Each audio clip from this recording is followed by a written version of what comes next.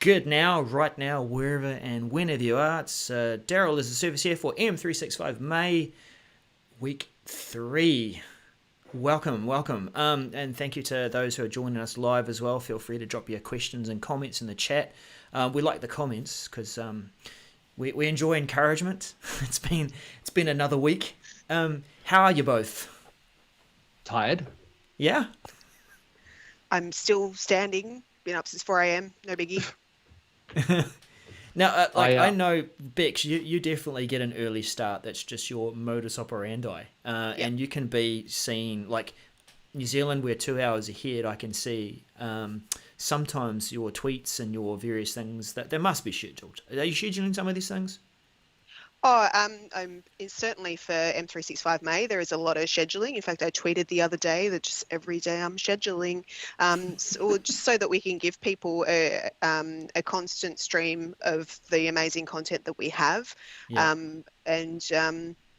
I need to sleep.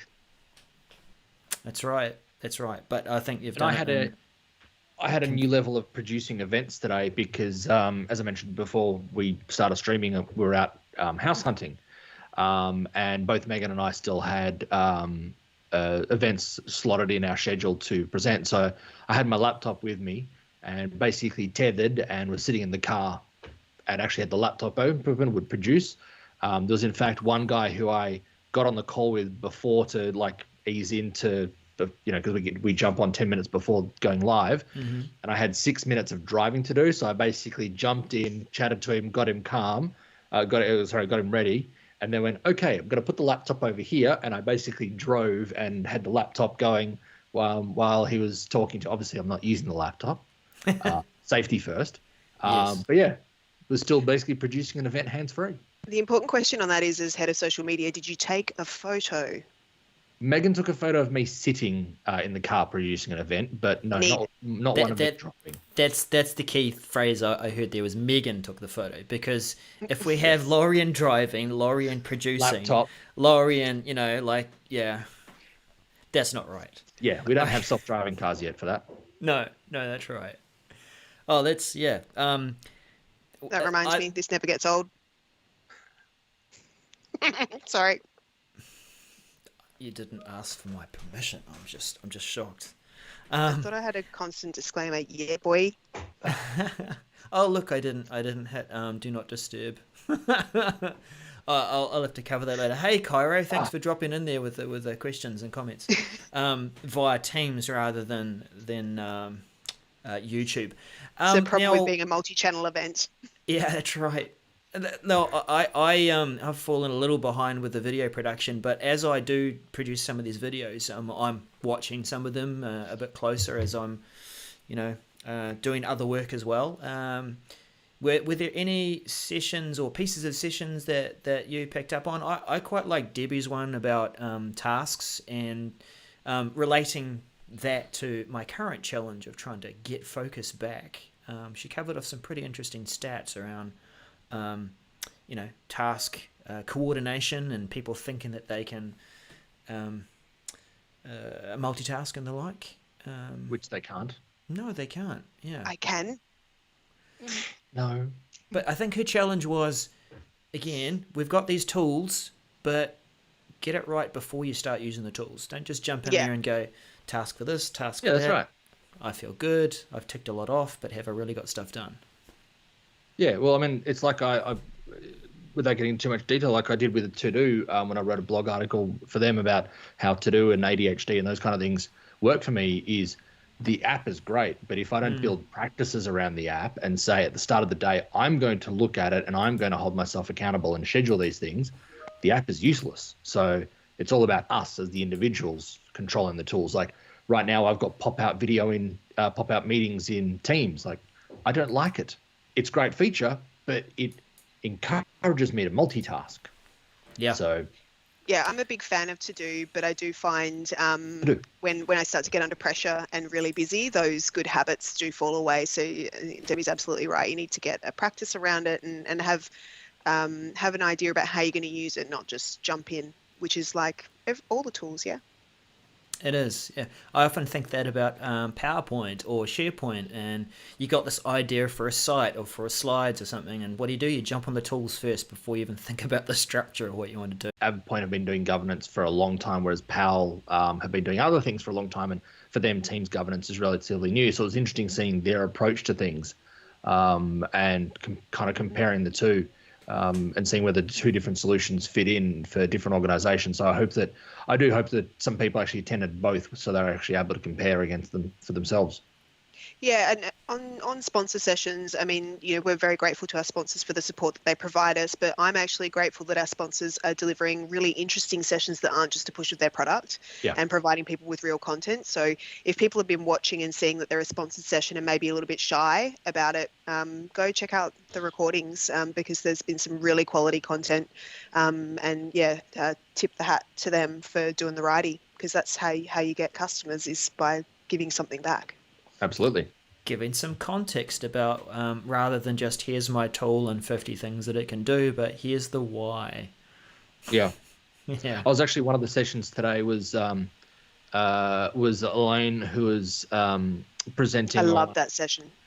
The UI and UX matters in Power Apps, and it was actually kind of funny because John Liu, who's kind of synonymous with Power Apps, was actually watching it and asked a session, and you could actually see her go, "Oh, hi, John." She was because normally fangirling. when you're presenting like kind of blind. You don't see the audience. So when people actually put their name against the Q&A as opposed to just being anonymous, you actually then can go, "Oh, I can engage with this person." So, and yeah, it's just kind of funny when you know the person in the audience. Yeah, unlike in my session where I had my mates trolling me. Yeah, well, that's anonymously? part of your brand, I think. I guess but if I'm going to troll, I should be trolled. Right. But, engagement in sessions, I was saying to you both earlier that I think we had some really fantastic workshops this week. So we did call out for workshops and have some great ones on the agenda. But this week we had James Dello and Rebecca Rogers doing workshops in the Teams meeting format, which can be a little bit challenging if you're not used to it. And I think they both did an amazing job and got great engagement. And also Cairo Walker and Amanda Brimhall have been doing little mini workshops every Friday morning and getting great engagement and delivering interactive content in the online format. You were in James's session this week, Laurie, and how was that? Yeah, it was actually interesting because, again, I was producing that one, but I actually wanted to participate. So when he did the round the room kind of thing and then continued on, I was like, hang on, I want to have a go. It was a really good, I think, workshop because that was focusing on, what happens when we come back to the office, what's it going to be like? And it was actually quite interesting with people having the perspectives of, our offices are a waste, work from home for life, that's how it is. And I'm all about working from home, but I can completely understand the people who want to go back to the office or need to go back to an office. So it was actually interesting that in that particular workshop, I was the voice of the other end of the spectrum of like, no, there's a reason to go back to the office. It's not all going back. So there was a number of people from government in that particular workshop and a number of private sector and small businesses. So it was quite a good contrast. And hearing the government people saying, yeah, look, we don't change that quickly, but this has forced us to have to think about change. So, that iceberg is kind of cracked off now, which is good. Yeah, I'm a little bit sad I couldn't attend the whole thing and also that it's not recorded, but we can't record absolutely everything. But I know Rebecca's session was recorded. Again, couldn't attend because I got a call, but I was watching the feed from backstage and the interaction, people dropping in screenshots and sharing their sketches and stuff like that. It's something that Rebecca and James are really skilled at workshop-wise. I was sad that I couldn't be in there designing a homepage with everyone else. Well, and we also on the meeting versus live event side of things, we also had a couple of user groups this week as well. One of which I was in, which was the Skype and Teams user group that meets once a quarter and always has really good attendance. But so it was quite interesting seeing it in that format because the last time we did it was actually in person at Microsoft in Melbourne, where we have beer and pizza and all pat each other on the back and shake hands and lots of laughs. This was all online, so we still were kind of having that, but it just, it really gave us kind of pause to kind of see the difference between in-person community event versus remote community event. But yeah, that was, I think also some of us had the 3x3 view in Teams, so that was actually quite handy to use that feature for that many people in a session. Yeah, I think that's going to be great because we've just put the finishing touches on 3 panels that we're going to be running for the rest of the event. One of them happening next week, and again, we're going to run those panels in the meeting format because the live events format just doesn't provide the interaction that we want with a panel. So we've got our first panel on the 20th of May, building a workplace for the next generation, with some really fantastic speakers from diverse backgrounds to talk about, what is the future of the workplace broadly. So definitely encourage people to tune in for that. And because it will be a meeting, there'll be the opportunity for a nicer level of interactivity than you get with your standard live event. Now, there's something else coming up, which is a bit of a surprise too, a surprise guest. Lorian, did you want to tell us about this? No, I'm one of the organizers, so I'm not a surprise guest. I'm just here. This is true. That was not. It was not even funny. That was just not. So we are very excited that our closing speaker is somebody who has probably worked with SharePoint longer than anybody on the planet, given they actually created it. So that is Jeff Teeper, who's the corporate vice president of Microsoft 365 collaborative workloads. So he looks after Teams, SharePoint, OneDrive, and Yammer. That's quite excited to have him on, and especially that will be off the back of what is being called the Microsoft 365 Virtual Marathon, but is actually effectively replacing SharePoint Conference. So usually that's where they have their big announcements. So I think we'll probably talk to him about some of those kind of things, and I don't know, maybe just talk about baseball or other stuff that's not tech related. Yeah, I mean it's like. Stumbling on my words, lost for words. I'm totally excited, but also, as you said, Lorian, there are a lot of events happening at the end of the month, the very end of the month around subject matter area, but we've lined up a huge final day on the 29th of content, and to be able to top that off with Jeff is amazing. So we've got a really huge focus on the final day for change management content, and for leadership content and all of that sort of stuff, and then at the very end of it we'll be able to talk to Jeff, so it's going to be pretty cool. Yes, absolutely. And then we can see the viewership drop off as he hangs up from the call, and it's just us closing out the event. Doing the wrap up. And maybe some friends. Do the prizes get announced somewhere? Yeah. How does that work? Nobody's asking me about the prizes at all, Soz. Yeah, actually, I'm thankful that people aren't hounding us about prizes, because people are I have hounding to me take about that prizes. on. That is my failing, that we haven't drawn the prizes. Even some of the sponsors have actually said, "Do we have winners yet?" The reality is, there's actually quite a lot of data matching that needs to be done to determine valid prize entries. Right. And also because of what we got from sponsors in terms of gifts and sponsorship dollars, we can have more than just one winner per week.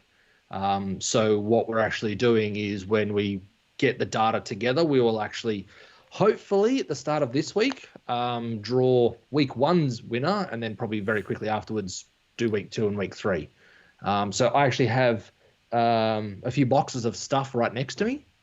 And there's some digital stuff that I also have as well. So, yes, if you are waiting for your prize, you will be getting it soon. There will be prizes, and we will tweet about them, and Facebook about them, and LinkedIn about them, because it's exciting. But not Instagram about them. Yeah, well, No you know Instagram. the usual sort of trip that you do around the room with standing beside booths and people get photos with sponsors and stuff. How are we going to do that?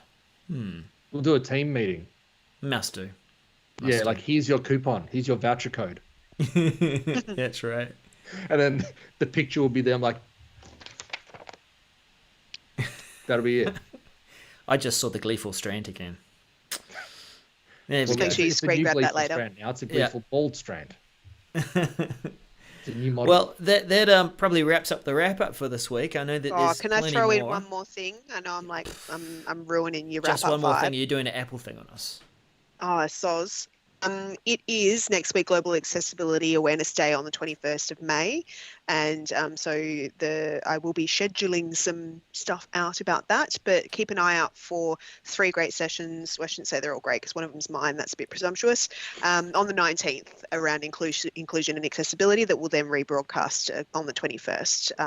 Absolutely something that I'm personally passionate about, which is why I'm going to talk about it. Done. And something else that's also happening next week that is probably the biggest thing of this conference, bigger than TEPA, is my birthday. I'll be turning the answer to life, the universe, and everything. Oh, that's worth celebrating. And actually, for the day, I'm actually going to spend the entire day in pajama pants, t-shirt, and robe. Are you going to live stream it though? Why not? I was thinking you live should stream. I've got to carry a towel too. We should definitely have a M365 May live stream of you working from home. Yeah, I'm going to go full Arthur Dent. Actually, I think I'm taking the day off. Yeah. Well, we've definitely got a good week that's queued up for that, and keep continuing to engage us in the LinkedIn groups. Thank you for all the comments and questions and bits and pieces that are coming over the socials as well. And you know that the sessions will turn up eventually on the Regarding 365 channel. Yeah, keep dropping them into your schedules, and we'll see you again next week. See you guys. Bye.